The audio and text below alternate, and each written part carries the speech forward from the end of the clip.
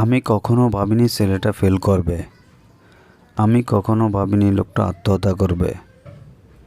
আমি কখনো ভাবিনি আমি বিপদে পড়ব। আমি কখনো ভাবিনি সে মিথ্যা কথা বলবে। আমি কখনো ভাবিনি তুমি ডাক্তার হবে। Hello viewers, welcome to my channel English now and then.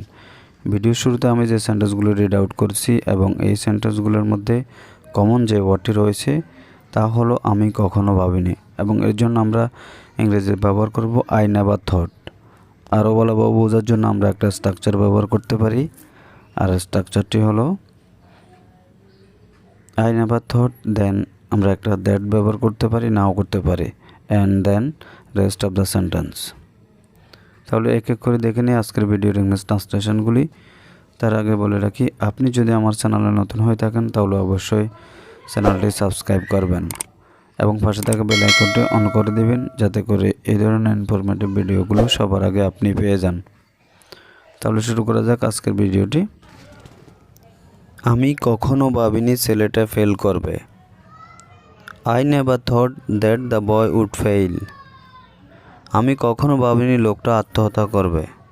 I never thought that the man would commit suicide. And next sentence are আমি কখনো ভাবিনি সে মিথ্যা বলবে। I never thought that he would say lie. আমি কখনো ভাবিনি তুমি doctor হবে। I never thought that you would be doctor. And next sentence, আমি কখনো ভাবিনি আমি এত সহজে তোমাকে পাবো। এবং এই সেন্টেন্সটির ইংলিশ ট্রান্সলেট কী হবে তা অবশ্যই কমেন্ট বক্সে লিখে জানাবেন। আজকের ভিডিও পর্যন্ত। Thank you all, thank you everybody. Please do like, share and comments. Never mistake to subscribe.